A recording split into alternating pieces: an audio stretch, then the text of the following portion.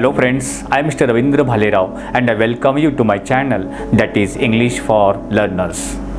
Dear students, I would like to ask you one question, and the question is, which stage of life would you like? Whether it is a childhood stage or younger stage or older stage. अर्थात विद्यार्थी मित्रांनो, तुम्हाला आपल्या जीवनातील बाल्यावस्था आवडते की शालेय जीवन आवडतं की तारुण्यावस्था की old stage? So friends, today we are going to learn one of the interesting poem, and the name of the poem is To a Butterfly, written by William Wordsworth. But before watching this video, as usual, I request you don't forget to subscribe my channel. Alright, let's begin to learn about the poem To a Butterfly, written by William Wordsworth. चला तर आपण सुरुवात करूया. To a Butterfly ही कविता शिकूया. First of all, I would like to tell you a brief summary of this poem. सुरुवातीला मी या कवितेची summary सांगेन and then we shall see a detailed explanation, a line wise explanation. आपण त्यानंतर line wise प्रत्येक ओळीनुसार आपण त्याचं स्पष्टीकरण बघणार आहोत. आता बघूया. In this poem the story of the poem, ह्या कवितेची जी स्टोरी आहे, and in this story the poet is a speaker. या कवितेमध्ये कवी स्वतः बोलतो आहे आणि तो कोणत्या वयाच्या स्टेजवरती आहे? He is a grown up person. The poet is a speaker and he is a grown up. तो एक प्रौढ व्यक्ती आहे आणि तो बोलतो आहे. अँड द स्टोरी अशी आहे, somewhere he sat in a garden, कुठेतरी गार्डनमध्ये तो बसलेला आहे, आणि in front of him there are so many beautiful flowers and one butterfly is flying around him. आणि तो बसलेल्या ठिकाणी समोरच एका फुलावरती एक सुंदरसं बटरफ्लाय तिथे फ्लाइंग करीत आहे. And after seeing that butterfly, the poet, the narrator, this speaker reminds his childhood days.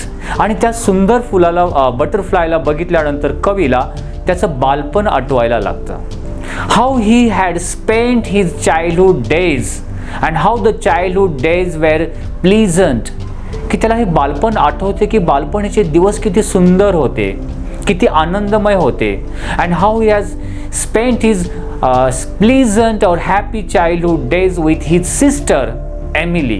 आणि त्याची एक बहीण आहे एमलिन, आणि तिच्याबरोबर त्याने आपलं बालपण कशा प्रकारे व्यतीत केलं. So all these past life he reminds after watching that butterfly. आणि बटरफ्लायला बघितल्यानंतर हे सगळं त्याला आठवायला लागतं. So this story he had explained in this poem. He story त्याने लाईन वाईज लाईन इथे या कवितेमध्ये एक्सप्लेन केलेली आहे. Let's see detail line wise explanation of this poem. आता आपण बघूया की प्रत्येक ओळीनुसार याचं आपण स्पष्टीकरण बघूया. Right, let's begin the first line of this poem and the line is stay near me, do not take thy flight. Here the poet is speaking. इथे कवी बोलत आहे. To whom the poet is speaking. कवी कोणाशी बोलत आहे? The poet is speaking to the butterfly. तो बटरफ्लायला उद्देशून बोलत आहे. काय बोलत आहे? Stay near me. Stay means stop, थांब. स्टे नियर मी, तू माझ्याजवळ थांब. Do not take thy flight. Do not take thy flight means do not fly away. Thy means you. Do not take thy flight, do not fly away. म्हणजे तू माझ्याजवळ थांब आणि दूर उडून जाऊ नकोस. अर्थात the poet is requesting to the butterfly that you should fly near to me, nearby me, and don't fly away. Here the poet is requesting to the butterfly. Next line, a little longer stay inside. A little longer means आणखीन थोडा वेळ. Stay in site. Stay means stop. In site म्हणजे नजरेसमोर. आणखीन थोडा वेळ तू माझ्या नजरेसमोर थांब. Means here in this line again the poet is requesting to the butterfly that you should stay a little longer for some time in my sight. म्हणजे थोडा वेळ, आणखीन थोडा वेळ तू माझ्या नजरेसमोर थांब. Why the poet is requesting to stay in his sight? त्याच्यासमोर आणखी थोडा वेळ तो थांबायला का सांगतो, तर त्याचं कारण तो नेक्स्ट लाईन्समध्ये त्याने दिलेलं आहे. नेक्स्ट लाईनमध्ये तो काय बोलतो, कवी बोलतो, much converse do I find in the. Much converse do I find in the means I want to talk to you about many things. Much converse do I find in thee means I want to talk to you about many things. तू माझ्या नजरेसमोर आणखीन थोडा वेळ थांब, कारण मला बऱ्याचशा गोष्टीबद्दल तुझ्याशी बोलायचं आहे. So in short we can say, after seeing that butterfly, the poet reminds his childhood days and he wanted to talk with that butterfly. त्याला आपलं बालपण आठवते आणि ते बालपणीचे दिवस आठवल्यानंतर जणू त्याच्याशी आणखीन काही बोलावंसं वाटतं त्या बटरफ्लाय बरोबर. म्हणून the poet is requesting to that butterfly to stay inside because the poet wanted to talk with that butterfly about many things. बऱ्याचशा गोष्टीबद्दल त्याला त्याच्याशी बोलायचं आहे. आता जी सेकंड जी लाईन आहे, third line, much converse do I find in thee. आता इथे सुद्धा एक फिगर ऑफ स्पीच तोच इन्व्हर्जन आहे. म्हणजे त्या ओळीमध्ये शब्दांची जो क्रम आहे तो योग्य क्रम ग्रॅमॅटिकली कशा प्रकारे असायला पाहिजे. I do find much converse in the. So this should be proper word order. He correct word शब्दरचना अशी असायला पाहिजे, but it's okay. So that is Y here the figure of speech inversion. म्हणून इथे इन्व्हर्जन हा figure of speech आहे. त्याच्या अगोदरच्या ओळीमध्ये सुद्धा इन्व्हर्जन फिगर ऑफ स्पीच आहे. A little longer, stay in site. आणि प्रॉपर ऑर्डर, रेग्युलर ऑर्डर काय असायला पाहिजे, stay in site a little longer. So या दोन्ही ओळीमध्ये देर is a figure of speech inversion. Sir अशा प्रकारे कवी त्या बटरफ्लायला आणखीन थोडा वेळ त्याच्या नजरेसमोर थांबायला सांगतो, कारण त्याच्याशी बऱ्याचशा गोष्टीबद्दल कवीला त्या बटरफ्लायशी बोलायचं आहे. Next line, historian of my infancy means reminder of my childhood days. याचा अर्थ काय होतो की तू माझ्या बालपणीच्या दिवसांची आठवण करून देणार आहेस. Who is the reminder of poet's childhood days. कवीला त्याच्या बालपणाची आठवण करून देणारा इथे कोण आहे. Yes, that butterfly is the reminder of the poet's childhood days. So the poet says that you stay in my sight, you fly near by me because you are the reminder of my childhood days. तू माझ्या जवळ थांब, तुला बघितल्यानंतर मला माझ्या बालपणीची दिवसाची आठवण येते आणि ते खूप सुंदर आणि आनंददायक आहेत आणि त्या आनंददायक दिवसामध्ये मला रमून जायचं आहे. That is why you stay inside. तू माझ्या नजरेसमोर थांब, माझ्या जवळच तू फ्लाय कर. Next line, float near me, do not yet depart. Float means actually फ्लोटिंगचा अर्थ तरंगणे होतो, but here float means fly. इथे कोणत्या अर्थाने घेतलेलं आहे. The poet is requesting to butterfly you float near me means you fly near by me. तू माझ्याजवळ फ्लाइंग कर, जवळपास उडत राहा. Do not yet depart. Do not yet depart means do not go away, do not leave this place. तू या ठिकाणाहून दूर निघून जाऊ नकोस. So in this lines also the poet is requesting to the butterfly you fly near by me, do not go away. तू माझ्याजवळच इथे जवळपास फ्लाइंग कर, दूर उडून जाऊ नको. Why the poet is requesting to the butterfly to float or to fly near by हिम. इथे कवी आपण विचार करू शकतो, कवी त्या बटरफ्लायला त्याच्या जवळच फ्लोटिंग करायला किंवा फ्लाइंग करायला का रिक्वेस्ट करीत आहे. तो त्याचा आन्सर तो नेक्स्ट लाईनमध्ये देतो, कारण the next line is like this. Dead times revive in thee means in you I see my past bygone days. means in you I see my bygone days, my past life. याचा अर्थ असा होतो की मला तुझ्यामध्ये माझ्या भूतकाळाचे दिवस दिसतात. म्हणजे I reminds you. In a simple way we can say that dead times revive in thee means I remember my bygone days or my past time days means past life. म्हणजे आपण म्हणू शकतो, कवी म्हणतो मला तुझ्याकडे बघून I remember my past life, मला माझे past life, माझे भूतकाळातील जीवन आठवतो. That is why you float near by me. म्हणूनच तू माझ्या जवळपास फ्लाय करत राहा, उडत राहा. Next lines of this first stanza. या फर्स्ट स्टांजा मधल्या पुढच्या 3 ओळी अशा आहेत. Thou bringest gay creature as thou art a solemn image to my heart, my father's family. इथे काही difficult words. Thou means here again you. जसं thee म्हणजे यू होतो, दाव म्हणजे सुद्धा you. This is a old words use केलेला आहे. Thou brings, brings means to bring, आणणे. Gay, GAY, gay means happy.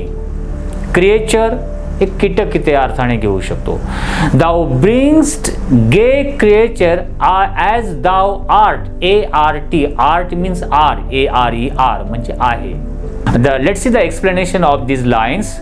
Here the poet says that you are gay creature means you are very happy creature, you are very happy insect. तू खूप आनंदमय कीटक आहेस आणि तू काय करीत आहेस. You bring me, you reminds me about my family.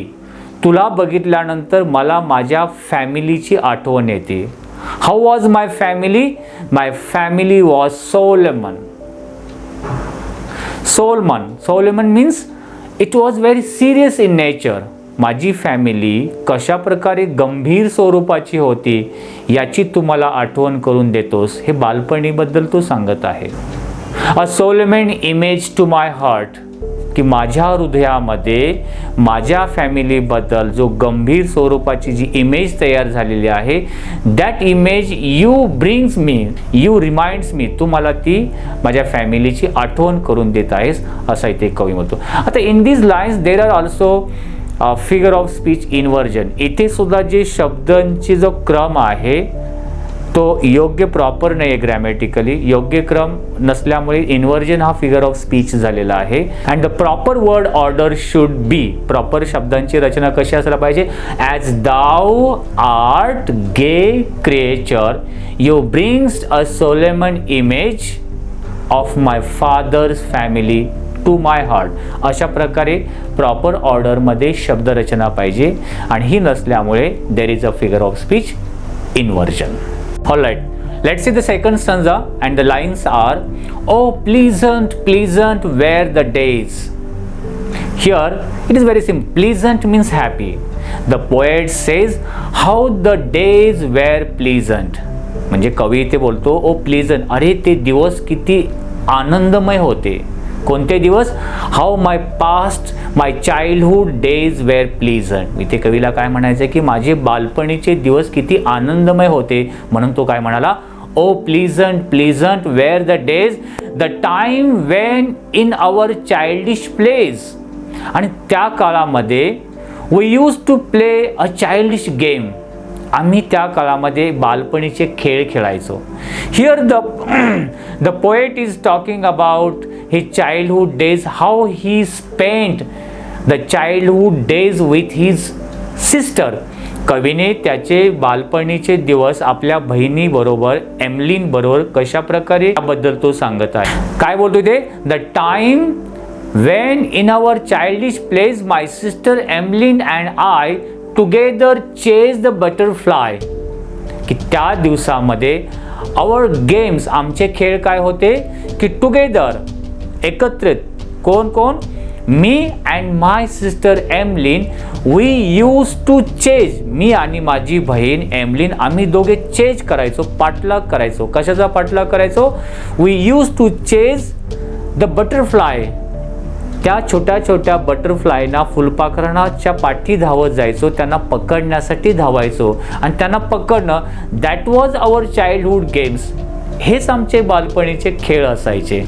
So I remember all this things. हे सगळ्या गोष्टी मला आज आठवण येत आहे असं तो कवी बोलतो. पुढे काय बोलतो की how I was chasing with my sister to butterfly. माझ्या बहिणीबरोबर मी कशा प्रकारे त्या बटरफ्लायला चेज करून पकडत असे त्याबद्दल सांगताना तो पुढे बोलतो. The next lines are, very hunter did I rush. एखाद्या एक्सपिरियन्स्ड हंटर समान, हंटर म्हणजे शिकारी, त्या बटरफ्लायला चेज करीत असताना, पकडण्यासाठी धावत असताना एखाद्या शिकाऱ्याप्रमाणे पाठीमागे धावायचो. Experience, as a experienced Hunter. Rush म्हणजे धावत जाणे, टू रन क्विकली. रश म्हणजे धावत जाणे. Rush upon the prey with leaps and springs. आणि माझ्यासाठी that butterfly was as a prey. I was a hunter. मी एखाद्या शिकाऱ्याप्रमाणे असायचो आणि माझी शिकार काय असायची? दॅट बटरफ्लाय, तो बटरफ्लाय, तो फुलपाखरू. So I use to rush and leaps and spring. Leaps म्हणजे विथ जम्पिंग करत, उड्या मारत, जम्प करत त्याच्या पाठीमागे धावायचो, त्या माझ्या त्या बटरफ्लायच्या पाठीमागे. स्प्रिंग म्हणजे जम्पिंग अर्थ इथे होऊ शकतो. Next line, I followed on from brake to bush while I was chasing that butterfly. बटरफ्लायचा पाठलाग करीत असताना ॲज ए हंटर, एखाद्या हंटर समान. मग कुठून कशा प्रकारे धावत जायचो? आय फॉलो म्हणजे पाठी धावत जायचो. On the from brake to bush. Brake, BRAK, brake म्हणजे दाट झाडांमधून धावत जायचो. टू बुश म्हणजे छोटी झुडपं, दाट झाडामधून सुद्धा धावायचो, झुडपामधून म्हणजे झुडपामधून. या सगळ्या गोष्टी पार करून I use to follow that butterfly. त्या बटरफ्लायचा फॉलो करत, पाठलाग करीत पाठी जायचो. बट, आणि माझ्याबरोबर कोण असायची? My younger sister Emmeline also with me. ती सुद्धा माझ्याबरोबर धावत असायची. आणि शेवटच्या 2 ओळीमध्ये तो आपल्या the speaker is talking about his sister. But she, परंतु ती कशी होती? But she God love her, fear to brush the dust from off its wings. तो आपल्या बहिणीबद्दल बोलतो, गॉड मे ब्लेस हर, की परमेश्वर तिला आशीर्वाद देव. She was very humble, she was very kind, she was very loving. ती खूप प्रेमळ होती, ती खूप हंबल होती. आम्ही दोघे जेव्हा त्या बटरफ्लायच्या पाठीमागे धावत जायचो, दॅट टाइम शी फिअर्ड, ती घाबरायची. Fear means to be afraid of, घाबरणे. कशाला घाबरायची? To fear to brush the dust from off its wings. त्या बटरफ्लायच्या पंखावरची धूळ देखील साफ करायला ती घाबरायची. म्हणजे ती एवढी नाजूक होती, तिला हे आवडायचं नाही, त्या बटरफ्लायला कॅच करणं, मग तो एका वेळेस त्याला इजा होणं. So she was very kind, loving natured. So अशा प्रकारे the poet is talking about his sister. Here in this, थोडक्यामध्ये आपण म्हणू शकतो या कवितेमध्ये, the poet has narrated, the poet spoke about his childhood days, how this butterfly reminds him his happy or pleasant childhood days. कशा प्रकारे कवीला ते बटरफ्लाय त्याच्या बालपणीची आठवण करून देतो आणि त्या बालपणीच्या आठवणीमध्ये रममान होण्यासाठी he is requesting to that butterfly. you should stay near me, you should fly around me. Friends, I hope you might have liked this video. If you liked it, please share it. If you have any suggestions for me, please write in comment box. Wish you a good day. Take care. Thank you very much.